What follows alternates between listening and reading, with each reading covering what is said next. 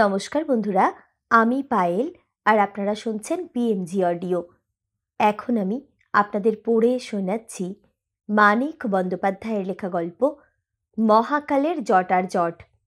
আজকের গল্প আপনাদের কেমন লাগলো নিচে অবশ্যই কমেন্ট করে জানান। আর যেসব বন্ধুরা এখনও সাবস্ক্রাইব করেননি তাদের যদি নিত্য নতুন স্বাদের বাংলা অডিও স্টোরি শুনতে ভালো লাগে তাহলে চটপট সাবস্ক্রাইব করুন পিএমজি অডিও। আর আপনাদের ভালো লাগার গল্পগুলো শেয়ার করে নিন পরিচিত বন্ধুবান্ধব বা আত্মীয় স্বজনের সঙ্গে যারা আপনার মতোই বাংলা অডিও স্টোরি শুনতে ভালোবাসেন। শুরু করছি আজকের গল্প মহাকালের জটার জট। মেজ মেয়ে সুমিত্রার বিবাহ আগামী শ্রাবণে। বড় মেয়ে সুচিত্রা আধ বোবা, আধ কালা, আধ পাগল। তাহা সত্ত্বেও পাত্র খুঁজিতে হয়, জোটে না তবু খুঁজিতে হয়।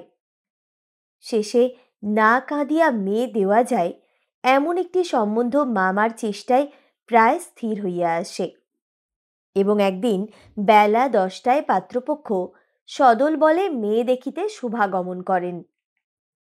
তারপর যাহা ঘটে তাহা যেমন অচিন্তনীয় তেমনি বিভৎস।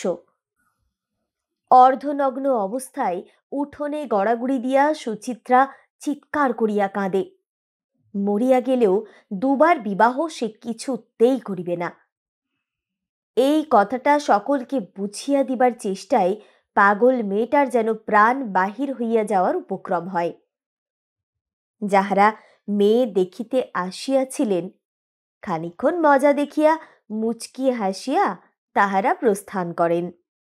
উপস্থিত সকলের মুখে মেঘ ঘনাইয়া আসে, কাহারও মুখে কথা ফোটে না, কেহ কাহারও মুখের দিকে চাহিতে পারে না।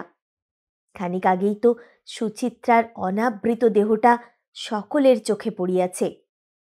মেয়েটার অস্তিত্বে ফাঁক আছে, কিন্তু অঙ্গের কোথাও ফাঁকি নাই। ওর সম্বন্ধে এ যেন একটা নতুন চেতনা নিয়া জাগিয়া ওঠা। সুলতা ননদকে শান্ত ও সংযত করিয়া দিতেছিল। প্রশ্নকামী মামা শ্বশুরের নৈকট্য পরিহার করিয়া সে এদিকে সরিয়া আসিল। সুমিত্রাকে চুপি চুপি বলিল, ওকে মিথ্যে জ্বালাতন করা মেজ ঠাকুরঝি। এদিকে মুখখানা ভয়ানক গম্ভীর করিয়া মামা অতি কষ্টে সুচিত্রাকে জিজ্ঞাসা করিলেন, দুবার বিয়ে কি রে চিত্রা, তোর আবার বিয়ে কবে হলো? চোখ মুছিতে মুছিতে করুণ স্বরে সুচিত্রা বলিল, হয়েছে মামা, ও রোজগার করে না বলে তোমরা আবার আমার বিয়ে দেবে? সে কে রে, কার কথা বলছিস? সুচিত্রা নীরবে মাথা নাড়িল। কে রোজগার করে না? মামা আবার জিজ্ঞাসা করিলেন, কিন্তু বহু জিজ্ঞাসাবাদেও সুচিত্রার অক্ষম স্বামীর পরিচয় জানা গেল না। সে বলিবে না, স্বামী তাহাকে বলিতে বারণ করিয়া দিয়াছে। শেষ পর্যন্ত মামা হাল ছাড়িয়া দিলেন। একে কুমারী মেয়ে, তাই আবার পাগল। ইহার মনের কথা বাহির করিবার মতো বুদ্ধি তার মতো অবিবাহিত লোকের নাই। একটা বিড়ি বাহির করিয়া তিনি নীরবে ধূমপান করিতে লাগিলেন। অত চেষ্টা যত্নে জোগাড় করা সম্বন্ধ ফাঁসিয়া যাওয়ায় তাহার দুঃখের অবধি ছিল না। আহা, এই পাগল মেয়েটাকে তিনি কত ভালোবাসেন। তারই মায়ের পেটের বোনকে 3 দিন যন্ত্রণা দিয়া জমের দক্ষিণ দুয়ারের কাছাকাছি লইয়া গিয়া এ মেয়ে পৃথিবীতে আসিয়াছিল। ইহার বিবাহ দিতে পারিলে তার কত সুখ হইত শুধু ভগবানই তাহা জানেন। ও বাড়ির যাদব মেয়ে দেখানো ব্যাপারে সহায়তা করিতে আসিয়াছিলেন। সুচিত্রার নগ্নতা চোখে পড়া মাত্র তার দৃষ্টি নিজের বাড়ির কার্নিশে উঠিয়া গিয়াছিল। এতক্ষণে চোখ নামাইয়া তিনি চারিদিকে চাহিয়া দেখিলেন। সুলতার কাছে আগাইয়া গিয়া বলিলেন, এ নিশ্চয়ই পাগলামি ছোট বউ। সুলতা মৃদু স্বরে বলিল, তাছাড়া আর কি? কাঁচা পাকা দাড়ির মধ্যে অঙ্গুলি চালনা আরম্ভ করিয়া যাদব চিন্তিতভাবে মাথা নাড়িতে লাগিলেন। সুলতার কথায় যথেষ্ট আশ্বস্ত হইলেও জীবনের সঞ্চিত অভিজ্ঞতা তাহাকে যেন বিচলিত করিয়া তুলিয়াছে। বিশ্বাস করেন না, কিন্তু এ রহস্য যেন তিনি চেনেন। সরমা পাথরের মূর্তির মতো স্তব্ধ হইয়া দাঁড়াইয়াছিলেন। সুলতার সঙ্গে যাদবকে কথা কহিতে দেখিয়া তার যেন চেতনা হইল। বউকে কাছে ডাকিয়া বলিলেন, চিত্রা, এসব কি বলছে ছোট বউ? তুমি কিছু জানো? এ বাড়ির সকলকেই সুচিত্রা পরিহার করিয়া চলে, কিন্তু কি কারণে বলা কঠিন। সুলতার সঙ্গে তার ভাব আছে। এ বাড়িতে সুলতার দুপুরগুলি বিনিদ্র। 7 মাসের ভ্রূণের ভারে তাহার পদক্ষেপ মন্থর, কিন্তু সারাটি দুপুর সে এঘর ও ঘর করিয়া বেড়ায়। চঞ্চল সে নয়, কিন্তু চুপচাপ বসিয়া থাকিতে তরুণী বধূটির যেন দারুণ অস্বস্তি। সুচিত্রার গোপন পরিণয়ের সংবাদ যদি কাহারও জানা থাকে, তবে সুলতার থাকাই সম্ভব। কিন্তু সুলতা কিছুই জানে না। শাশুড়ির প্রশ্নের জবাবে সে মৃদু স্বরে বলিল, জানি নে মা, ও বাড়ির পঞ্চু ছাড়া ঠাকুরজি তো কারো সঙ্গে কথা কয় না। শুনিয়া সরমা স্বস্তির নিঃশ্বাস ফেলিলেন। পঞ্চু ছেলে মানুষ, স্কুলে পড়ে। সরমার ছোট ছেলেটি বাঁচিয়া থাকিলে অত বড়ই হইত এতদিনে। সুচিত্রার বিকৃত মনে এই ভাইটির জন্য কেমন করিয়া একটা আশ্চর্য প্রখর মমতা জন্মিয়াছিল। খুব সম্ভব সেই ভালোবাসাই এখন পাশের বাড়ির গম্ভীর প্রকৃতির ছেলেটির উপর পড়িয়াছে। পাগল মেয়ের অন্ধ উগ্র ভালোবাসা। প্রকাশটি বিচিত্র। পাঁচুর স্কুল বন্ধ থাকার দিনটির প্রতীক্ষায় সুচিত্রা ছটফট করে। অন্যদিন তার কাছে পাঁচুর বেশিক্ষণ থাকা নিষেধ। তাড়াতাড়ি লেখাপড়া শিখিয়া পাঁচু মানুষ হোক, সুচিত্রার এই আগ্রহ একেবারে নিষ্ঠুর। ছুটির দিন দুপুরটা পাঁচু তার কাছে থাকে। সকালে পঞ্চুর পড়া চাই, বেশ মনোযোগ দিয়ে পড়া চাই। সুচিত্রার মাথার দিব্যি। খাওয়া দাওয়ার পর 11টা কি 12টার সময়ে সলজ্জভাবে পঞ্চু আসিয়া দাঁড়ানো মাত্রই তাহাকে ভিতরে নিয়ে গিয়া সুচিত্রা ঘরে দুয়ার দেয়। 5টা অবধি ছেলেটিকে লইয়া হাসিয়া কাঁদিয়া সোহাগ করিয়াও তার যেন তৃপ্তি হয় না। ভাঙা ভাঙা কথা তাহার এমনই দুর্বোধ্য, পঞ্চুকে সোহাগ করিবার সময় তাহা এত বেশি জড়াইয়া যায় যে বাহির হইতে শুনিলে মানে বুঝা যায় না। কিন্তু সুরটা এমনই করুণ যে চোখে জল আনিয়া দেয়। যাদবের বড় ছেলে সতীশ ম্লান মুখে সরমার মুখের দিকে চাহিয়াছিল। সরমাকে চোখ মুছিতে দেখিয়া সে আর আত্মসংবরণ করিতে পারিল না। মিছিমিছি কেন কাঁদছেন মাসিমা? ওর কথার কি কোনো দাম আছে? সতীশের চোখ ছলছল করিতে লাগিল। সরমার চোখে মুখে ব্যথা আরও ঘনীভূত হইয়া আসিল। সতীশের সহানুভূতি তার সহ্য হয় না, বুকের মধ্যে কেমন করে। সতীশ আবার বলিল, আপনার হার্ট দুর্বল, এরকম অধীর হবেন না মাসিমা। সরমা শ্বাস টানিয়া লইয়া বলিলেন, আমার বুক ধড়পড় করছে সতীশ। সতীশ ধমকাইয়া উঠিল, বুক ধড়ফড় করছে? এরা দেখছি আপনাকে বাঁচতেই দেবে না মাসিমা। চলুন, আপনি একটু শুয়ে থাকবেন। এইখানেই একটু বসি সতীশ। সে হবে না মাসিমা, আপনাকে শুতে হবে। সতীশ ঘরে ঢুকিয়া মাদুর ও বালিশ আনিয়া বিছাইয়া দিল। সরমা ম্লান ভাবে একটু হাসিলেন। মমতায় ছেলেটা পাগল, ওর চোখের দিকে তাকাইতেও যেন ভয় করে। হেমন্ত ছোট ছেলে, সুলতার স্বামী। ঝড়ের মতো বাড়িতে ঢুকিয়া সে বলিল, ব্যাটাদের আচ্ছা করে গালাগালি দিয়ে এলাম মামা। পাগল মেয়ে দেখতে এসে পাগলামি দেখে হাসবে, হে কি ইয়ার কি নাকি? সুলতা ঘোমটা একটু টানিয়া দিল, লজ্জায় নয়, মুখের ভাব গোপন করিবার জন্য।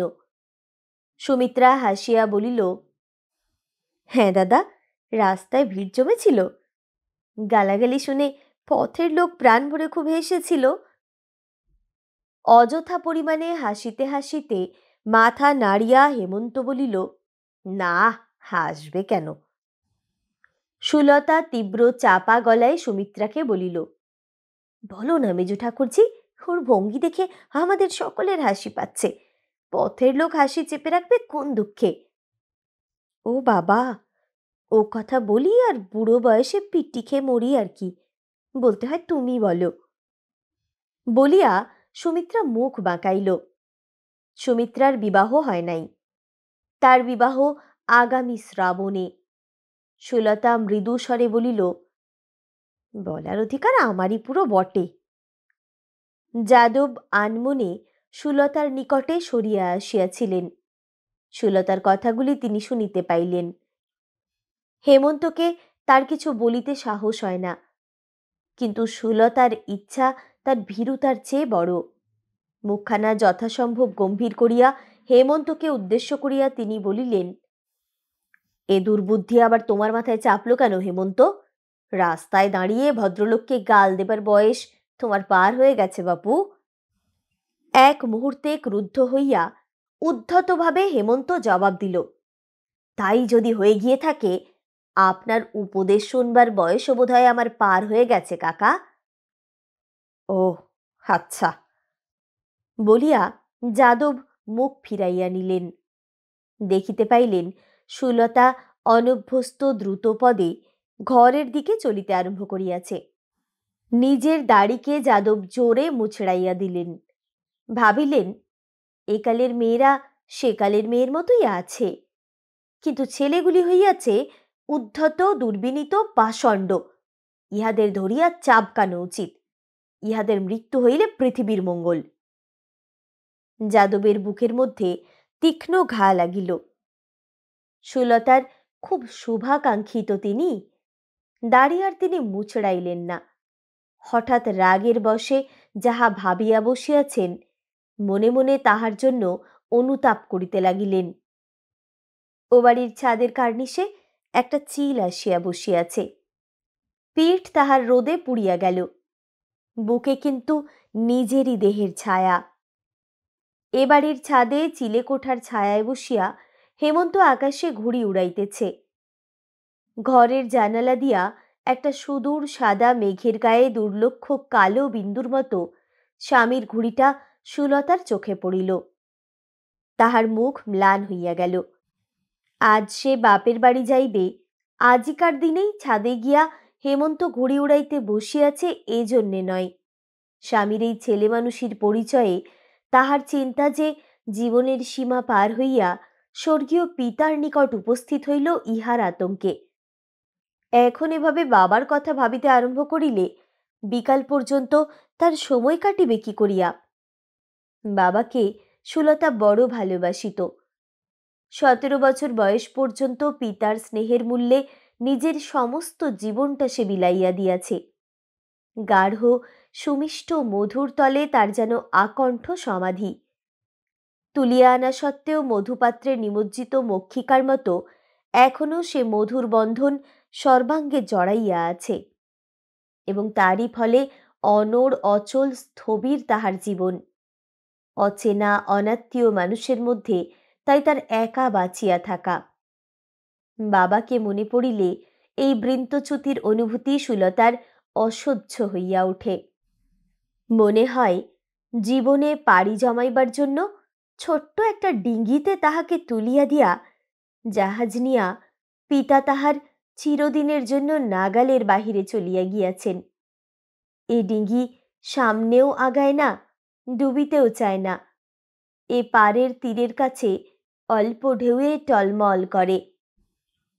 বাস্তবিক জীবন এখানে এমন অগভীর যে খেয়া ডিঙ্গি চড়ার বালিতে ঠেকিয়া গিয়াছে বলিয়াই সুলতা সন্দেহ করে।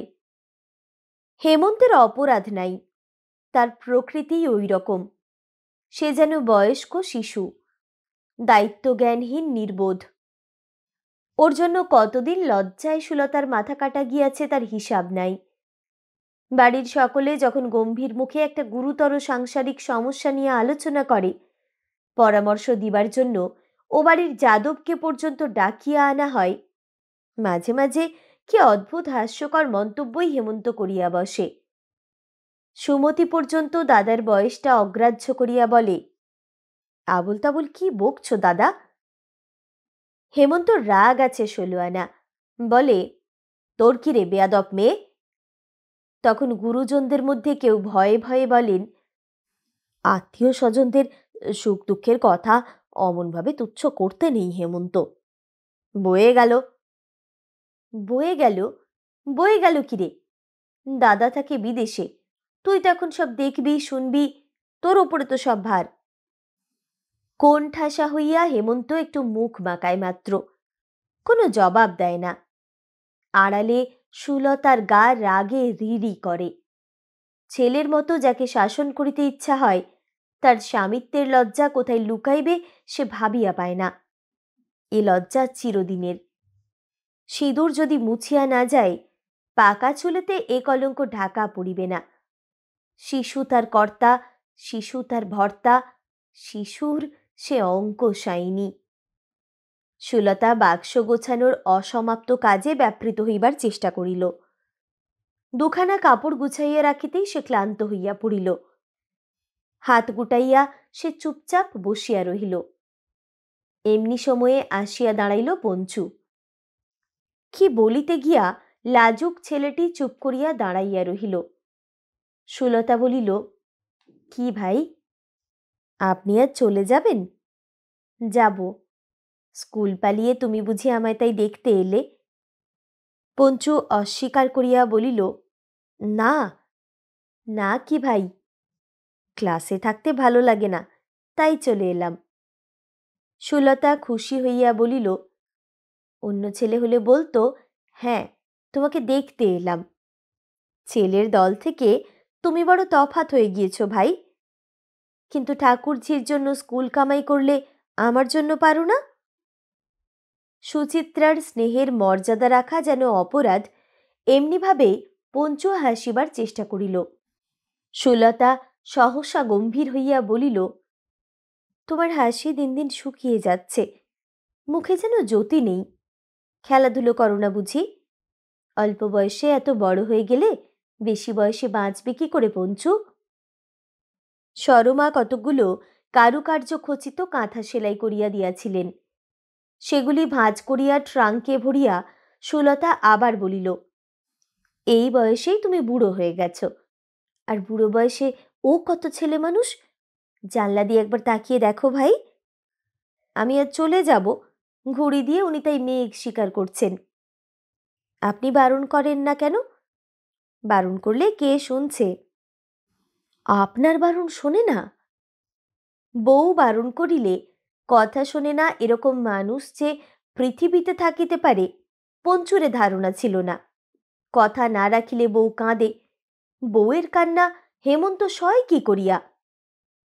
আপনি খুব কাঁদেন না কেন? উমা, কাঁদব কি জন্যে? পঞ্চু আরো অবাক হইয়া গেল। ব্যাপারটা সে ঠিক বুঝিতে পারিতেছে না। এমন সময়ে সুচিত্রাকে আসিতে দেখা গেল। সুলতা বলিল, তোমার দিদি আসছে পঞ্চু। ঘরে পা দিয়া কথাটা কানে যাইতেই সুচিত্রা চটিয়া উঠিল। গেঁয়ো মেয়ের মতো কি ঠাট্টাই যে তুমি করো বৌদি! অন্য ননদ হলে গালে ঠোনা মারত। ছি ছি ছি, ও কথা বলতে আছে? সুলতা ভয়ে ভয়ে বলিল, আর বলবো না ঠাকুরঝি। সুচিত্রা এ কথা শুনিতে পাইল না। হঠাৎ তার মনে একটা নতুন খেয়াল জাগিয়াছে। মুখের ওপর হইতে রুক্ষ চুলের রাশি সরাইয়া একাগ্র দৃষ্টিতে সে সুলতার সিঁথির দিকে চাহিয়া রহিল। সে দৃষ্টি দেখিয়া সুলতা দারুণ অস্বস্তি বোধ করিতে লাগিল। অমন করে চেয়ে কি দেখছো ঠাকুরঝি? সুচিত্রার যেন চমক ভাঙিল। লজ্জা ও বেদনায় অপরূপ মুখভঙ্গি করিয়া সে বলিল, আজ পর্যন্ত এ তো আমার মনেই পড়েনি বৌদি। দেখেছ মেয়ে মানুষের মন, কি লজ্জা মাগো! পঞ্চুকে বলিল, আমার ঘরে গিয়ে একটু বসগে যাও তো, আমি এখনই আসছি। অত্যন্ত নির্বোধের মতো মুখ করিয়া পঞ্চু সরিয়া গেল। সুলতার পাশে বসিয়া নালিশের সুরে সুচিত্রা বলিল, তুমিও তো এতদিন মনে করিয়ে দাওনি বৌদি। কি মনে করিয়ে দিনি ভাই? নিজের সিথি নির্দেশ করিয়া সুচিত্রা বলিল, সিঁদুর পরার কথা। দেখো দেখি, এই অমঙ্গলের ধ্বজা উড়িয়ে এ স্ত্রী মানুষ আমি সকলের সামনে বার হয়েছি, তোমাদের কি চোখ নেই? সুলতা তাহার সিথি আবিষ্কার করিতে পারিল না। এলোমেলো চুলের নিচে চাপা পড়িয়া গিয়াছে। অস্তিত্বহীন কাল্পনিক স্বামীর মতো এও যেন পাগল মেয়েটার কৌতুক। দাও বৌদি, আমায় সিঁদুর পরিয়ে দাও। আজ থাক ঠাকুরজি, ভালো দিন দেখে পড়ো। না, আজকেই দাও। হাতে নোয়া নেই, শাঁখা নেই, একটু সিঁদুরও পরবো না? এমন করলে ও আমায় ত্যাগ করবে। সারা গায়ে এত অমঙ্গলের চিহ্ন কেউ কি সইতে পারে? আগে চুল আঁচড়ে বেঁধে দিই, তারপরে সিঁদুর পরবে। গা ধুয়ে শুদ্ধ হয়ে সিঁদুর পরতে হয় ঠাকুরজি। সুলতাও যেন পাগল। কুমারী মেয়ের কপালে খানিকটা লাল গুঁড়া লাগাইতে তার আপত্তির অন্ত নাই।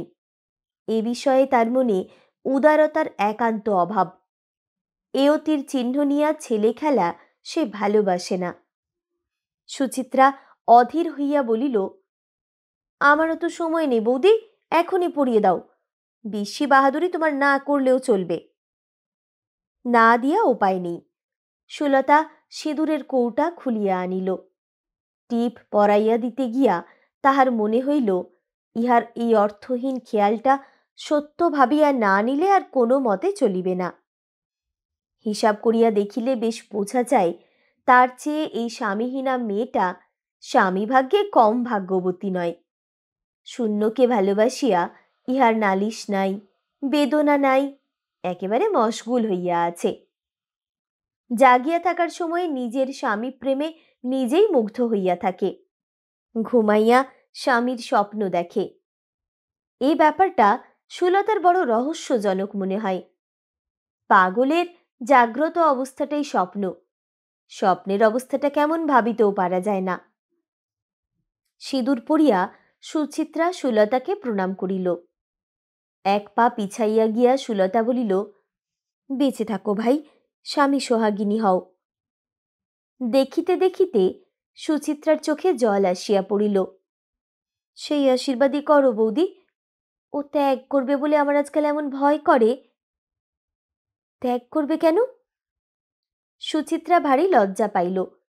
এদিক ওদিক চাহিয়া ফিসফিস করিয়া বলিল, ছেলে মেয়ে হলো না যে। ও বলে, নাই বা হলো ছেলে মেয়ে, চাকরি করে আমি তোমায় ছেলে কিনে দেব। তাতে কিন্তু ভরসা পাই না বৌদি। সুলতার নিঃশ্বাস যেন আটকাইয়া আসিল। চাকরি করে তোমায় ছেলে কিনে এনে দেবে বলেছে? বলেছে, কিন্তু তবু আমার ভয় করে। কেনা ছেলেকে কেউ ভালোবাসতে পারে? সুচিত্রা নিজের মনে মাথা চালিতে লাগিল। চোখ তুলিয়া সুলতা দেখতে পাইল, দরজার কাছে পঞ্চু চুপ করিয়া দাঁড়াইয়া আছে। সে যেন অকুলে কুল পাইল। উঠিয়া গিয়া মিনতি করিয়া বলিল, পঞ্চু ভাই, ওকে তুমি ডেকে নিয়ে যাও, ও আমাকে পাগল করে দেবে। পঞ্চু রুক্ষ স্বরে বলিল, কেন? ও তো আপনার কোনো ক্ষতি করেনি। কি বলছো পঞ্চু? আপনার বড় হিংসা। বলিয়া সুলতার উপর রাগ করিয়াই যেন কড়া সুরে পঞ্চু সুচিত্রাকে ডাকিল, এখানে বসে কি হচ্ছে? চলে এসো। যাই। একান্ত অনুগতভাবে সুচিত্রা তাহার সঙ্গে চলিয়া গেল। সুলতা বিস্ময়ে হতবাক হইয়া দাঁড়াইয়া রহিল। হিংসাও তাহার একটু হইল বই কি। কচি লঙ্কা চিবাইতে ঝাল যত না লাগে, তেতো লাগে তার চেয়ে ঢের বেশি। 15 বছরের একটি অপরিপক্ক ছেলের ধমকে তার বুকের মধ্যে তেমনি অল্প অল্প জ্বালা করিতে লাগিল। সমস্ত মন তিক্ত ও বিরক্ত হইয়া উঠিল। হোক না ছেলে মানুষ, পুরুষ তো বটে, কিউটের বাচ্চা। মায়ের কোলে ওরা বিষাক্ত হইয়া ওঠে। নইলে তার উপরে চোখ রাঙাইবার আত্মবিস্মৃতি মুখচোরা লাজুক ছেলেটার কেমন করিয়া হইল? সুলতা মনে মনে প্রতিজ্ঞা করিল, বাপের বাড়ি হইতে ফিরিয়া আসিয়া পঞ্চুর সঙ্গে কথা বলিবে না। ঘরে আর থাকিতে ইচ্ছা হইল না। নিজের যাত্রার আয়োজন নিজের হাতে করা যে কি কষ্টকর, সুলতা এতক্ষণে তাহা ভালো করিয়া বুঝিতে পারিয়াছে। ও বাড়ি যাওয়ার জন্য সিঁড়ি দিয়া সুলতা নিচে নামিল। বারান্দায় দাঁড়াইয়াছিল সতীশ ও সুমিত্রা। সুমিত্রার দাঁড়ানোর ভঙ্গিটা ভালো নয়। প্রথমে সুমিত্রা ভয়ানক চমকিয়া উঠিল, তারপর পরম ঔদ্ধত্যের সঙ্গে অকম্পিত হস্তে একটি একটি করিয়া ব্লাউজের বোতাম লাগাইল। কোনো দিকে না চাহিয়া সে উপরে চলিয়া গেল। সতীশ মাথা নিচু করিয়া বলিল, মাসিমা কেমন আছেন জানতে এসেছিলাম বৌদি। মা ভালোই আছেন। এ কথা অবান্তর। এ প্রশ্নোত্তরের মানে আছে, সঙ্গতি নাই। সতীশ একটু ইতস্তত করিয়া কৈফিয়ত দিল, ছেলেবেলায় আমি সুমিত্রার বুকে একটা ফোড়া কাটিয়ে দিয়েছিলাম। ও অজ্ঞান হয়ে পড়েছিল। সেই দাগটা আজ আমায় দেখিয়েছিল। কেন? দাগটা যেন ভুলে না যাই। এমন? এ কি তাহলে আপনার উচিত হচ্ছে ঠাকুরপো? সতীশ বিবর্ণ হইয়া বলিল, কি করব বলুন, আমি নিরুপায়। আমার মনের কি যেন একটা অসুখ আছে বৌদি। সুমিত্রাকে আমার মেয়ের মতো মনে হয়। মেয়ের মতো মনে হয়? আপনার মাথা খারাপ নাকি? সতীশ অপরাধীর মতো হাসিল। কি জানি, হওয়া আশ্চর্য নয়, কিন্তু মেয়ে মনে করলেই সুমিত্রাকে আমি খুব সুন্দরী দেখি। আর কিছু মনে করতে গেলে ও কদর্য কুৎসিত হয়ে যায়। ও বড় রোগা আর বড় ছেলে মানুষ। সবাই বলে সুমিত্রার মতো সুন্দরী মেয়ে দেখা যায় না। ওর মার চেয়েও সুমিত্রা সুন্দরী হয়েছে। সতীশ একটু ভাবিয়া বলিল, আমার মনে হয় সবাই ভুল বলে বৌদি। মাসিমা যখন প্রথম এখানে আসেন আমার বয়স ছিল 9 কি 10। সেই বয়সে আমি যে অবাক হয়ে ওর দিকে চেয়ে থাকতাম এখনো মনে আছে। সারা দিন ওর আশেপাশে ঘুরতাম। সুলতা বলিল, তা সত্যি, মাকে এখনো জগদ্ধাত্রীর মতো দেখায়। মোটা হয়ে পড়েছেন নইলে। সতীশ বাধা দিয়া বলিল, ওইটুকু মোটা না হলে ওকে মানাতো না বৌদি। তা হয়তো মানাতো না, কিন্তু বয়স আন্দাজে সুমিত্রা তো রোগা নয়, দিব্যি ছিপছিপে গড়ন। সতীশ হাসিয়া বলিল, ননদ কিনা, ওর সবই আপনার ভালো লাগে। কিরকম হাবলা দেখলেন তো।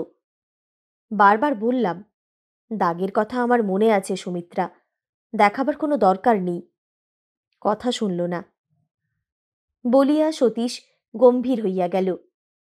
ওষ্ঠের প্রান্ত ঈষৎ কুঞ্চিত করিয়া বলিল, বাপের জন্য সুমিত্রা দেখতে খারাপ হয়েছে। তিনি বুঝি দেখতে ভালো ছিলেন না? সতীশ সজোরে মাথা নাড়িল। বিশ্রী, নাক বোচা, চোখ ছোট, রং কালো, দেখে আবার হাসি পেত। আপিস থেকে এলে কেন যে ছুটে কাছে যেতেন ভেবে আমি অবাক হয়ে যেতাম। একদিন কি মজা হয়েছিল শুনুন। বিবর্ণ মুখে সুলতা শুনিল। হেমন্তের সঙ্গে সতীশ উঠানে ক্রিকেট খেলিতেছিল। আপিস ফেরত হেমন্তের বাবা বারান্দায় বসিয়া জিরাইতেছিলেন। তাহাকে বাতাস করিতেছিলেন সরমা। হঠাৎ বল লাগিয়া হেমন্তের বাবার ঠোঁট কাটিয়া একেবারে রক্তারক্তি ব্যাপার। রুদ্ধ নিঃশ্বাসে সুলতা জিজ্ঞাসা করিল, ইচ্ছে করে মেরেছিলেন নাকি? সতীশ উদাসভাবে বলিল, কি জানি, মনে নেই, কিন্তু মরে যাবেন ভয়ে সারাদিন বুকের মধ্যে কেমন করেছিল বেশ মনে আছে। ভয়ে? প্রশ্ন শুনিয়া সতীশ চটিয়া উঠিল। তবে কি, কি বলতে চান শুনি? ভয় নয় তো কিসে বুক কেঁপেছিল? আমি কিছুই বলতে চাই না ঠাকুরপো।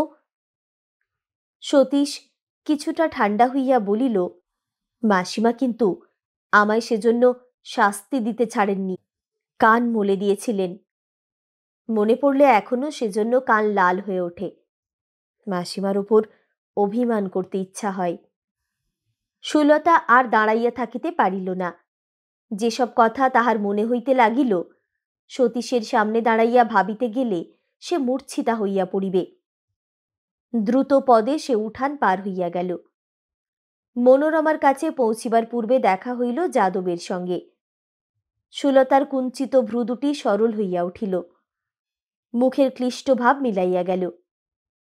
তার মনে হইল আজ সারাদিন সকল কাজের ফাঁকে, সকল দুশ্চিন্তার আড়ালে ইহার সঙ্গই সে কামনা করিয়াছে। যে শূন্যতা সারা দিন তাহাকে আজ পীড়ন করিয়াছে, ইহার সহিত কথা কহিবার সুযোগ পাওয়া মাত্র তাহা ভরাট হইয়া গেল। আপনার অম্বল হয়েছে শুনলাম, এখন কমেছে? যাদবের স্বাস্থ্য সম্বন্ধীয় ওই প্রশ্ন তাহার হাঁপ ছাড়ার মতো শোনাইল। তাহা লক্ষ্য না করিয়াই যাদব বলিলেন, অম্বল কমেছে। তুমি বুঝি মনোর খবর নিতে এলে ছোট বউ? ওর কান্নাও আজ কমেছে। এ সুখবর কাকা, মনও বড় বেশি কাঁদত। যাদব বলিলেন, ওটা দুর্বল মনের লক্ষণ। মনের জোর না থাকলে আনন্দ যেমন পঙ্গু হয়, শোক দুঃখের তেমনি হয় বাড়াবাড়ি।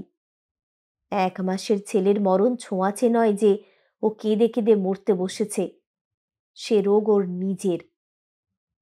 ওর মনে আত্মনির্যাতনের প্রবৃত্তি আছে, মরণের প্রেরণা আছে। ছেলে মরার উপলক্ষটা ও কামনা করেছিল কিনা কে জানে। মেয়ের মর্মান্তিক বেদনা সম্বন্ধে যাদবের এই ভয়ানক মন্তব্যে সুলতা প্রীতিবোধ করিল। মেয়ের কান্নাকাটিতে যাদবের বিরক্তি যেন তারই ব্যক্তিগত লাভ। তবুও অবিশ্বাসের ভান করিয়া মৃদু হাসির সঙ্গে সে বলিল, কি যে বলেন তার ঠিক নেই। অমন কামনা কেউ করে? করে না? তুমি কিছুই জানো না ছোট বউ। যাদব এক প্রকার অদ্ভুত হাসি হাসিলেন। মনে হইল তাহার বাক সংযম আজ একেবারেই মুছিয়া গিয়াছে। জীবনের সর্বাপেক্ষা নিভৃত, সর্বাপেক্ষা বিভৎস সত্যের সঙ্গে পরিচয় করাইয়া তরুণী বধূটিকে তিনি আজ ভীতা করিয়া তুলিতে চান। বলিলেন, জীবনের এদিকটা তোমার কাছে অন্ধকার ছোট বউ। বৈধব্যের রোমান্সের জন্য সব মেয়েই যে মনে মনে স্বামীর মৃত্যু কামনা করে, এটা বিশ্বাস করা তোমার পক্ষে কঠিন। সুলতার অভিজ্ঞতা কম নয়। চোখ নামাইয়া সংক্ষেপে সে শুধু বলিল, কঠিন নয়, বোধহয় কষ্টকর। তার চোখ দিয়া দুফোঁটা জল গড়াইয়া পড়িল। যাদব তাহা দেখিতে পাইলেন। তাহার আঙুলগুলি কাঁপিতে আরম্ভ করিল। হঠাৎ তিনি কাঁচা পাকা দাড়ির মধ্যে অঙ্গুলি চালনা করিতে আরম্ভ করিলেন। দেখিয়া সুলতার মনে হইল আত্মসংযমের এই অতুলনীয় প্রসঙ্গের সঙ্গে তার যেন জন্ম জন্মান্তরের পরিচয়।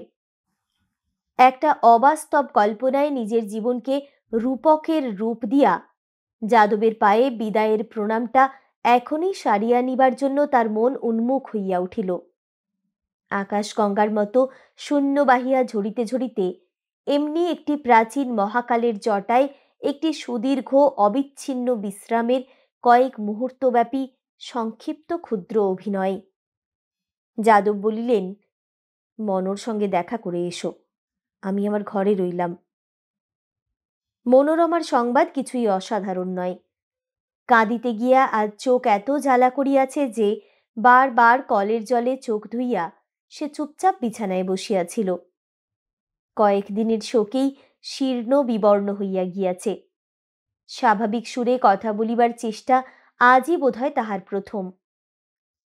বুকটা শুকিয়ে কাঠ হয়ে গেছে ভাই। এত জল খেয়েছি তা বলবার নয়, তবু তেষ্টা মিটছে না। এখন ঘুমেও ধরেছে আজ, সারাদিন কেবল ঢুলেছি।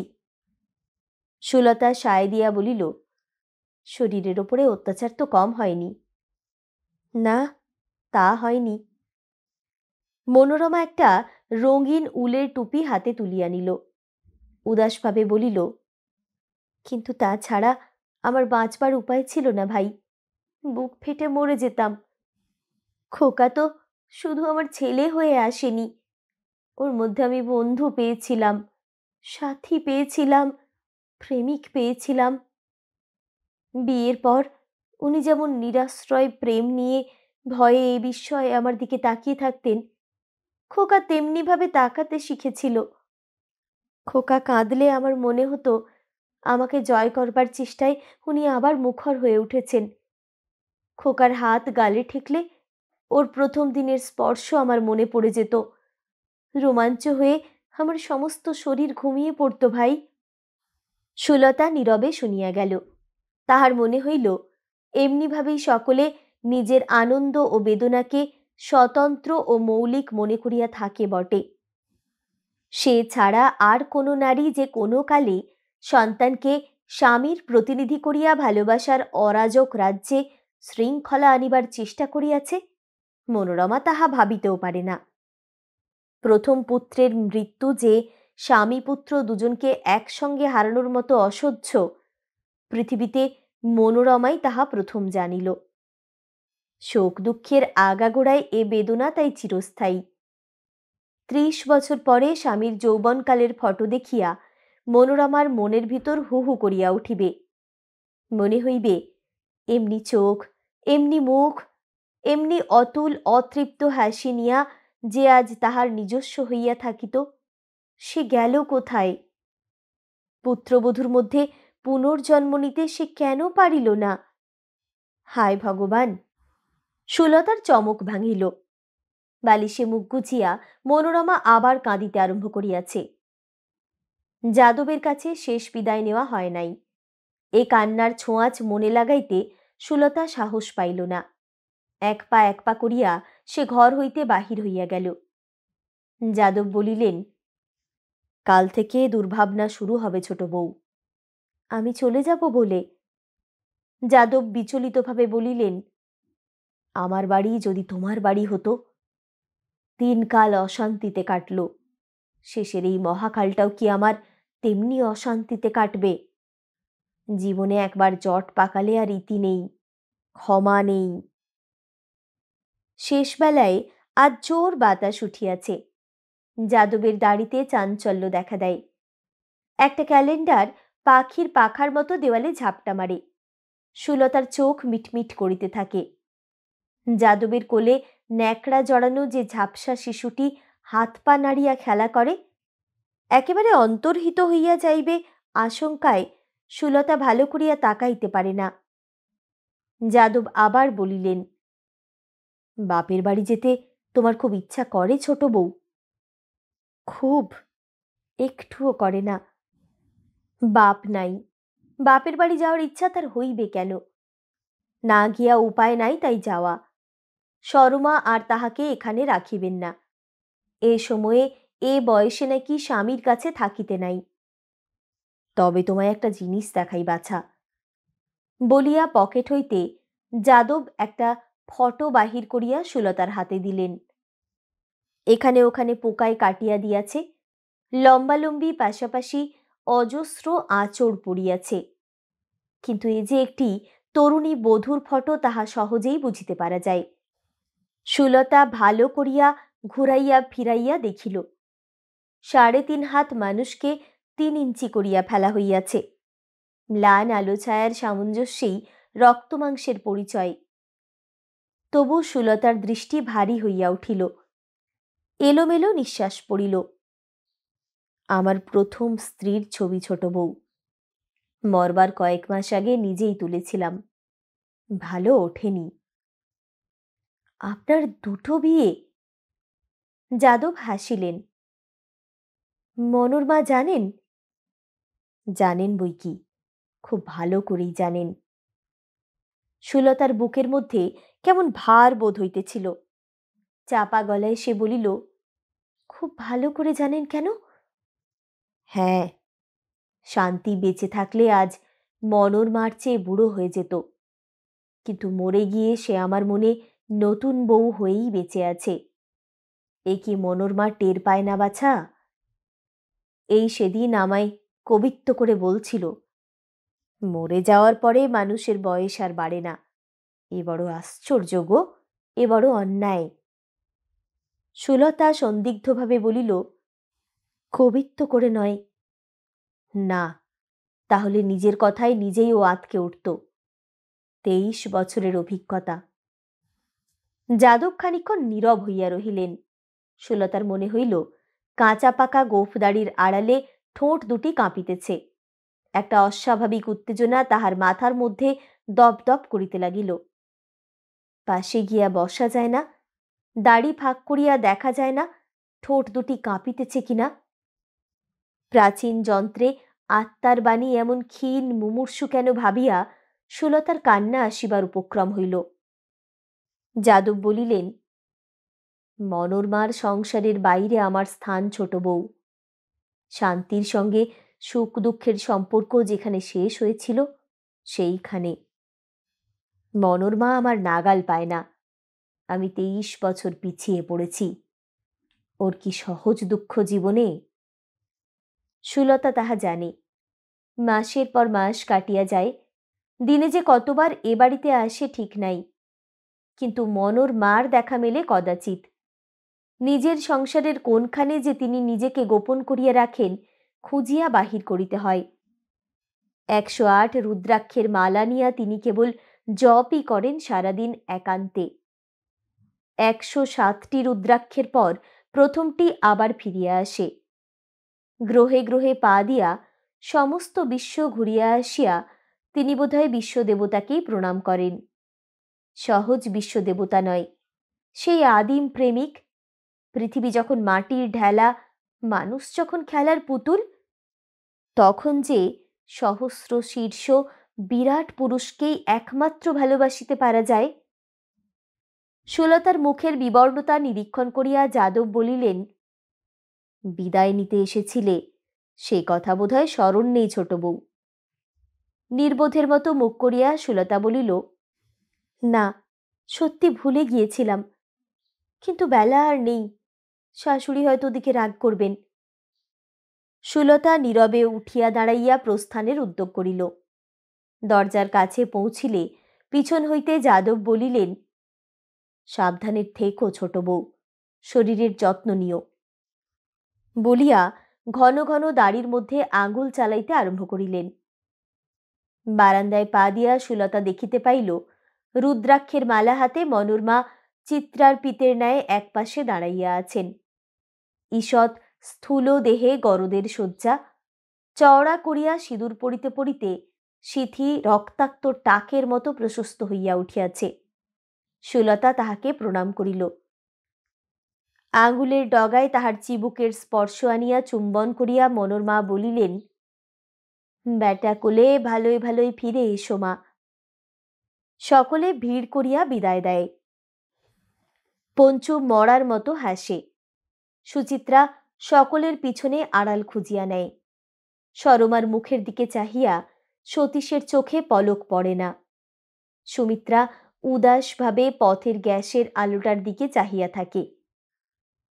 হেমন্ত সকলের অগোচরে কি একটা ইশারা করে।